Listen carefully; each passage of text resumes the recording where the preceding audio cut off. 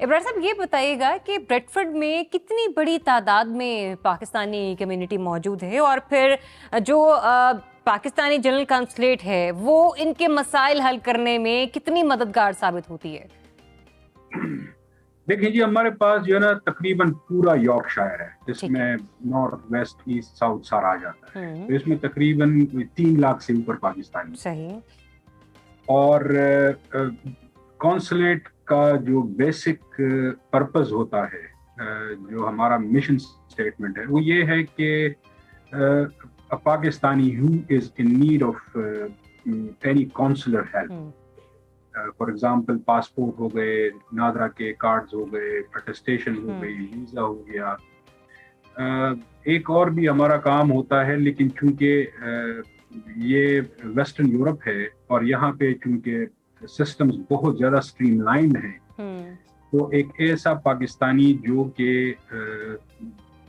یہاں پہ مطلب اوورسیز آ کے اگر if he is facing any kind of injustice اور اس کے ساتھ کوئی زیادتی ہو رہی ہے، تو اس کو لیگل ہیلپ پرووائڈ کرنا بھی جو ہے نا ہمارے کونسلیٹس اور ایمبیسیز کا کام ہے، لیکن یہاں پہ وہ کام اتنا زیادہ نہیں ہے، بلکہ نہ ہونے کے برابر ہے۔ باقی کونسلر نیڈز ہیں لوگوں کی genuine, it's just please consider it as just another office. صحیح۔ یہاں پہ مطلب فار ایگزامپل اگر آپ کو پاسپورٹ چاہیے تو آپ یہاں کے پاسپورٹ آفس ہی جائیں گے نا، یا اگر آپ کا جو ہے ایجوکیشن سے ریلیٹڈ کوئی مسئلہ ہے تو آپ کونسل کے پاس جائیں گے۔ تو اس طرح جو ہے اس کونسلیٹ کی ایک اسپیسیفک مینڈیٹ ہے اور اسپیسیفک جاب ڈسکرپشن ہے اس کی، جس میں میجورٹی جو ہماری رسپانسبلٹی ہے وہ that is related to the counsellor needs of community. ٹھیک ٹھیک ٹھیک۔ اچھا، دوسرا مجھے یہ بھی بتائیے گا کہ ابھی ریسنٹلی بھی ہم نے دیکھا کہ پاکستان میں جب سیلاب آیا تو میں نے بھی ابتدائیے میں بھی بتایا کہ آپ لوگوں کی طرف سے بہت بڑی ایک امداد جو ہے وہ سامنے آئی۔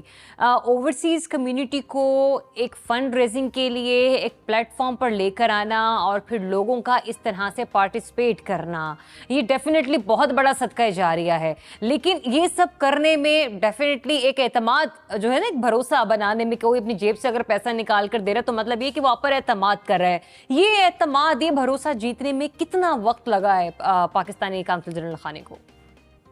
دیکھیں جی، میں جب پہلے دن ادھر پہنچا اور میں جس مشن میں بھی میں نے کام کیا، اس سے پہلے میں نے سعودی عرب میں بھی کام کیا ہے، جہاں پہ کوئی تقریباً 12-13 لاکھ پاکستانی صرف ویسٹرن ریجن میں ہے، جو کہ جس کا انچارج میں تھا، اور اس کے بعد ناروے میں پاکستانی کمیونٹی دیکھی ہے، پھر ادھر پاکستانی، پھر اس سے پہلے سب سے پہلے میں نے اسپین میں لینگویج کورس کی تھی، ادھر بھی پاکستانی کمیونٹی کو میں نے دیکھا ہے۔ تو ایک چیز جس کے متعلق میں جو ہے نا پہلے دن میں نے آ کے اپنے اسٹاف کو یہ بتایا کہ I have one motto in my professional life, کہ لوگوں کو آپ یہ باور کرا سکے، یہ ایشورنس کرا سکے کہ یہ دفتر آپ کا ہے، میں صرف اس کا کسٹوڈین ہوں، پلیز اون اٹ۔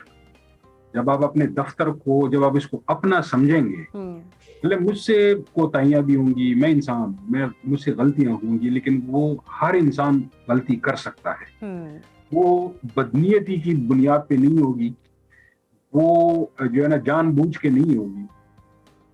تو موٹو یہ ہے to create an environment of complete trust and confidence، اور میری جو نا دن رات یہی کوشش ہوتی ہے کہ لوگ اس دفتر کو اپنا جان کے اس پہ ٹرسٹ کریں، اور it's a two way traffic, لیکن اس کا انیشیٹو جو ہے نا وہ ہمارے پاس ہے۔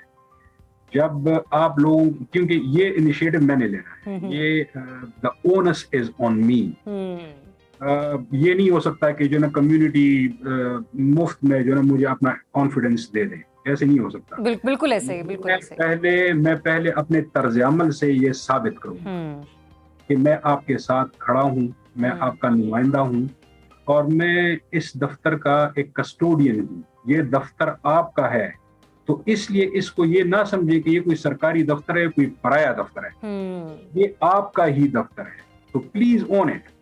तो इसलिए वो जो ना ये जो स्पिरिट है, it has help me a lot. और मुझे पर्सनली बड़ी जो ना मेरा पैशन है कि कोई बंदा अगर if he or she is in need of any official help, Ibrar साहब, मैं मुझे इस तरह ये अर्ज कीजिएगा कि आपने कहा ना कि आपकी पूरी कोशिश होती है कि कोई भी ओवरसीज पाकिस्तानी के किसी भी मुश्किल में है तो आप उसको फौरी तौर पर हेल्प आउट करने की कोशिश कर सके। अभी तक काउंसलेट में जिस किस्म के भी केसेस आपके पास आए हैं, ज़्यादातर आपको क्या लगता है वहाँ पर जो रहने वाले लोग हैं बरतानिया में या फिर ब्रेडफर्ड में, उन्हें किस किस्म की मुश्किलात दरपेश होती है? मैं स्पेसिफिकली पाकिस्तानियों के हवाले से बात कर रही हूँ। दो किस्म की मुश्किलात हैं। एक तो जो ना डॉक्यूमेंट्स की कमी, लेकिन वो भी इतना बड़ा मसला नहीं है। वो फॉर एग्जांपल एक बंदा अगर 1970 में जो ना he has migrated from Pakistan और उसका नाम कुछ और था, उसने किसी और का डॉक्यूमेंट यूज किया है या कोई और नाम किसी और नाम से किसी और डेट ऑफ बर्थ से आया है, तो लेकिन वो बहुत ही ना होने के बराबर है। वो जो ना हजारों में कोई एक केस आ जाता है। अच्छा। अदरवाइज जो कॉन्सुलर सर्विसेज हैं वो अब बहुत ज्यादा स्ट्रीमलाइन हो चुकी है। अब उसमें सिर्फ और सिर्फ जो ना ह्यूमन एलिमेंट उसमें डालना है। कि आपके पास एक बंदा आए तो आप खंदा पेशानी से उसको वेलकम करें और उसका मसला या उसका जो टास्क है उसको सुन के आप उसके लिए अगर उसमें कोई कमी बेशी भी है उसके डॉक्यूमेंट्स में, तो आप उसको एक वे आउट कम से कम बता दें। वो इसलिए कि वो इस मुल्क में अगर उसका काउंसलर कोई काम है तो वो मेरे पास ही आएगा, वो किसी और दफ्तर में नहीं जा सकता। तो बेहतर यही है कि मैं आज ही उसका मसला हल कर दूं, अदरवाइज वो कल भी मेरे पास आएगा। उसके पास, वो बेचारे के पास और कोई रास्ता ही नहीं है।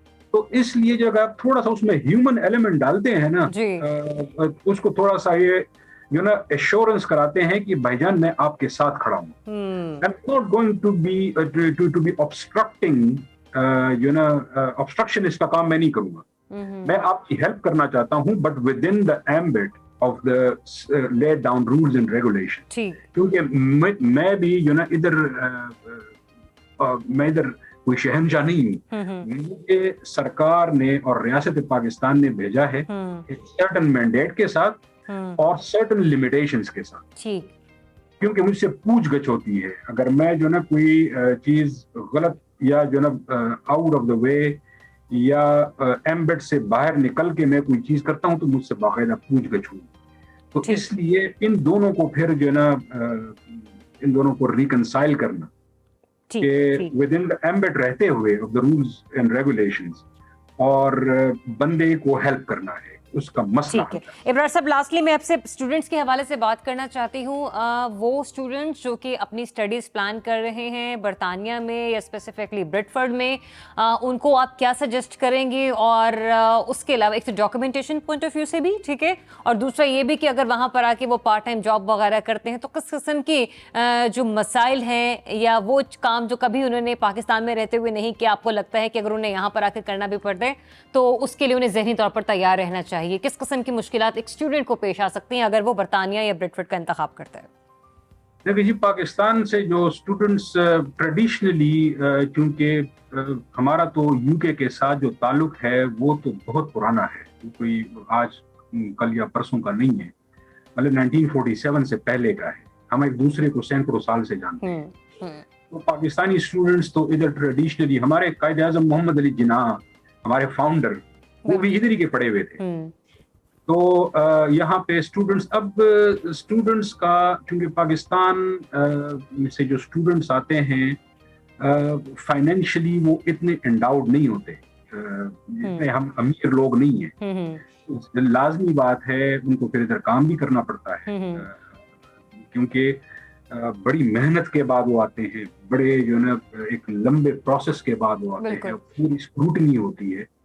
तो बाकी जो इधर आके फिर then they are governed by the rules and regulations of the UK। मतलब फॉर एग्जांपल अगर एक स्टूडेंट को 20 घंटे पर आवर या पर मंथ की काम करने की इजाजत है, اور وہ جو ہے نا اس سے زیادہ کرتا ہے تو جو ہے نا پھر دین دیٹ از بٹوین ہم اینڈ اور ہر and the government of you کے، تو اس میں پھر ہم انٹرفیئر نہیں کر سکتے. لیکن پیغام تو میرا یہ ہے کہ جو ہے نا اس وقت 21st سینچری میں جو دنیا کو آپ دیکھ رہے ہیں، جو ہم دیکھ رہے ہیں، آپ اس کو کمپیئر کریں جس 100 سال پہلے کی دنیا سے یا ایون 30-40 سال کی دنیا سے بھی آپ کمپیئر کریں، it's a completely transformed world. پہلے فار ایگزامپل ایک چھوٹی سی جو ہے نا میں آپ کو ایگزامپل دیتا ہوں. پہلے جو ہے نا قوموں کی دولت کا اندازہ جو ہے نا ان کے نیچرل ریسورسز پہ ہوتا تھا. بالکل ایسے ہی ہے. اب وہ چیز بالکل گیم چینج ہو گئی ہے. اب ایک بل گیٹس جو ہے نا اس کے دماغ میں اندر جو ٹیلنٹ ہے جو بھی ہے اسی کی بنیاد پہ، مطلب کہ ایک کمپیوٹر سامنے رکھ کے اس بندے نے $100 ارب سے زیادہ بنا لیے. اس کے بعد میں کوئی جائیدادیں نہیں تھی، اس کے کوئی بزنسز نہیں تھے، لیکن اپنے دماغ کے بلبوتے پہ کوئی پیسہ خرچ کیے بغیر یا تھوڑا سا پیسہ خرچ کیے اس نے جو نا سینکڑوں ارب ڈالر کما لیے. تو یہ گیم اب چینج ہو چکی ہے. اس لیے جو نا ہمارا مستقبل جو ہے وہ نالج کے ساتھ جڑا ہوا ہے. جو اس نالج کی میدان میں آگے بڑھے گا وہ دنیا میں جو نا وہ ٹاپ پہ ہوگا. چلیں آپ ذرا مستقبل کی بات کریں، اور ویسے بھی ہم آج سال کا آخری دن ہے اس کو بس سیلیبریٹ کر رہے ہیں. ایک تاثر میں عام تاثر آپ سے ذرا لینا چاہ رہی ہوں، کیونکہ آپ ایک بڑے اچھے اور بڑے اہم عہدے پر فائز ہیں. جو ہمارے اوورسیز پاکستانی ہیں، ملکی پاکستان کے حوالے سے اگر میں بات کروں تو یہاں کے سیاسی اور معاشی صورتحال کو دیکھتے ہوئے وہ کس حد تک دل برداشتہ ہیں باہر بیٹھ کر، اس کا اندازہ جاننے کی کوشش یا لگانے کی کوشش کی آپ؟ دیکھیں جی، یہ ڈائلیما جو ہے نا یہ لاکھوں سال پرانا ڈائلیما ہے. It's a dilemma between comfort and happiness. اب آپ کی کمفرٹ جو ہے، لیکن ہیومن نے پوری تاریخ میں جو ہے نا ہمیشہ کمفرٹ کو ترجیح دی ہے، اپنی خوشی کو چھوڑ دیا ہے.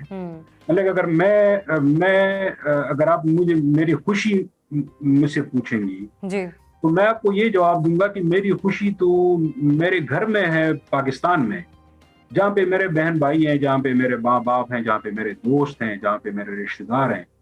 لیکن جو ہے نا اس مچ دا سیم وے یہاں پہ پاکستانی جو ہے نا کوئی ایسے نہیں آئے، جو ہے نا مجبوری کے تحت آئے ہیں.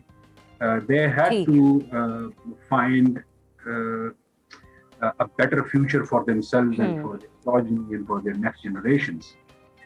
تو جو نا خوشی چھوڑ کے ادھر آئے ہیں. لیکن ان 50-60 سالوں میں آپ لوگوں نے جو پاکستان کی خدمت کی ہے یا جو کر رہے ہیں، مطلب اگر میں آپ کو یہ کہوں کہ you are the real backbone of the Pakistani economy, تو یہ بالکل غلط نہ ہوگا.